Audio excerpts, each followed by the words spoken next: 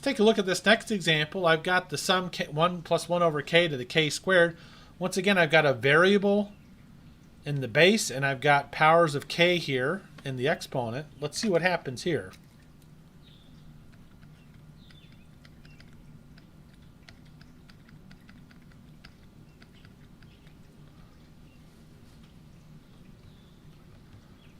Let's take a look at the kth root of the absolute value of a sub k.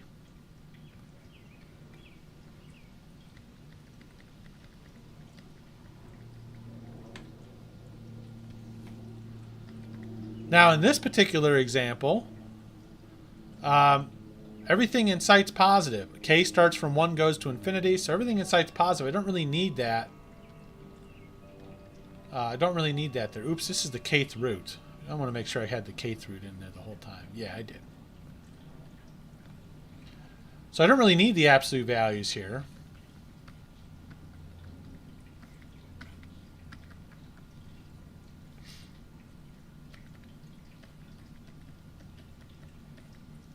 So once again, now how does k squared times 1 over k? What does that become?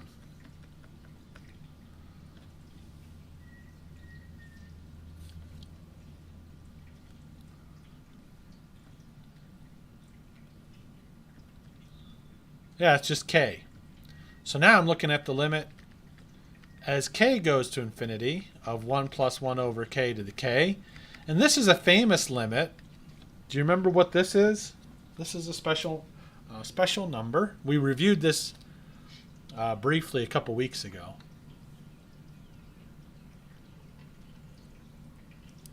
You remember what number that turns into? Or else we can just go through the stuff and find out.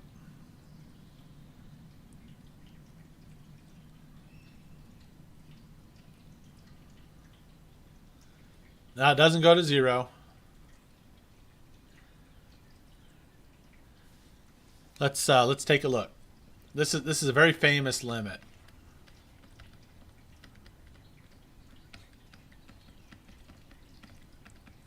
So what we'll do is, this will be a nice little review of logs and L'Hopital's. We're going to pass to a continuous variable.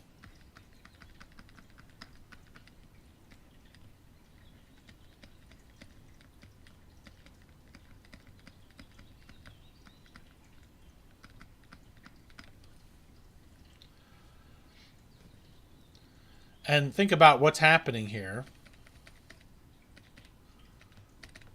As x goes off to infinity, what's going on? Well, as x goes off to infinity, the 1 over x is going to what? It's going to 0. So 1 plus 0, that's going to what? This is going to 1. Meanwhile, the exponent is running off to infinity. So this is a 1 to the infinity. This is an indeterminate form. And let's review why. Because 1 over x by itself, if this goes to 0 faster than this x blows up to infinity, I essentially have 1 to any power. And if I take 1 to any power, what's 1 to any power, folks? 1.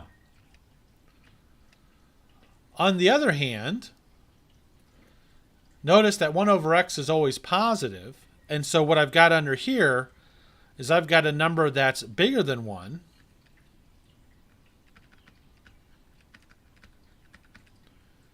going to an infinite power,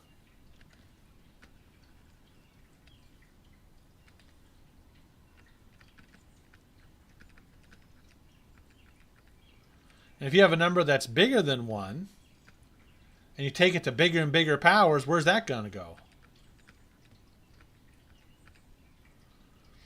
Take a number bigger than 1 and keep taking it to bigger and bigger powers. Where does that go?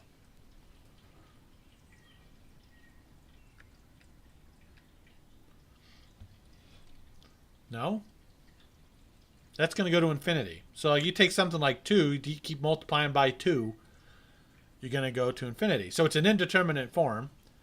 And since we've got variable in the base and variable in the exponent, we're going to use logs to help us out.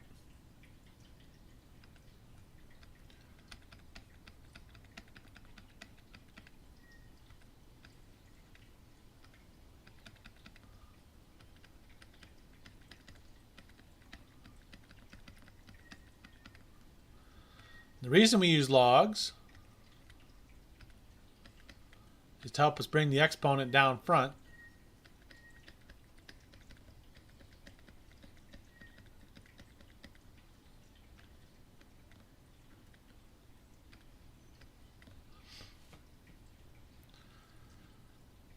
So for any given value of x you plug into this, Nick, 1 over x would be a positive number. So 1 plus 1 over x would be a number bigger than 0. So if the exponent goes to infinity before the 1 over x can go to 0, then it's going to blow up to infinity. So that's why this is an indeterminate form. We don't know what's going to happen. If the 1 over x and x go at the same rate, then there's going to be some number in between. And that's what happens, actually. So then I can take the log of both sides, and now we'll look at the limit as x goes to infinity of x times the natural log of 1 plus 1 over x. And now we've got the indeterminate form. X is going to infinity. The natural log is going to 1, or natural log of 1, which is going to 0. And so we have another indeterminate form.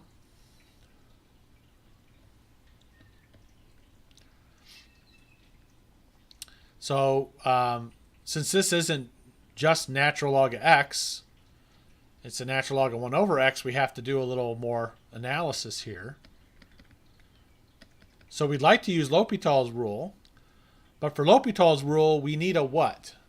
When you apply L'Hopital's rule, what kind of mathematical thing do you need to be taking the limit of? A fraction, good. That means somebody has to get set to the denominator. And we'll send the x down there and as a negative exponent. And then to keep consistent here, we'll write this as 1 plus x to the minus 1 over x to the minus 1. So now we've got the indeterminate form 0 over 0, which we can hit it with L'Hopital.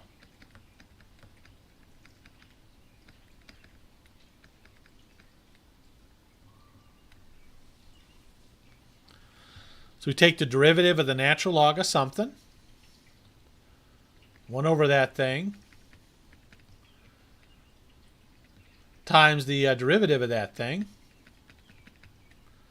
divided by the derivative of the denominator. And those two things are going to cancel out. And I'll be left with 1.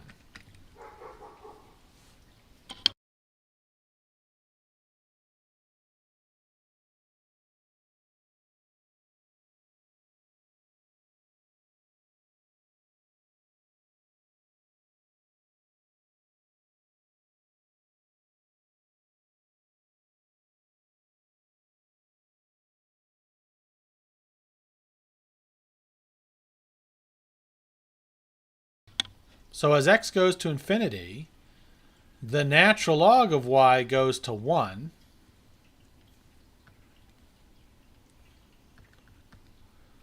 Which means y itself goes to e to the first, which is e. Yep, I'm left with 1 over 1 plus x to the minus first. So as x goes to infinity, the x to the minus first goes to 0, and I get 1 over 1, which is 1. Yep. So this should ring bells. This is usually one of the... this is the definition of e via a limit.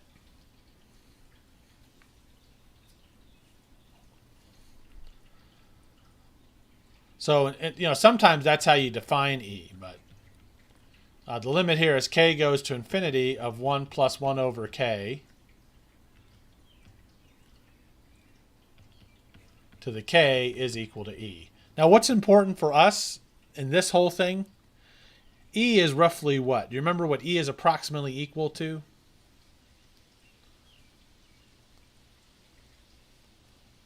Yeah, 2.7-ish, right? And for us, as far as the root test is concerned, all we care about is this number is what?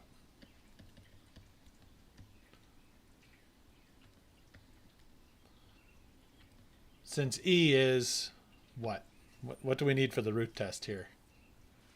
At the root test, we compare everything to, yeah, since E is bigger than 1, the root test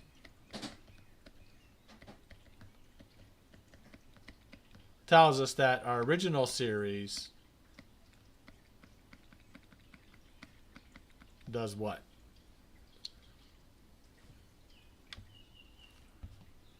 It diverges.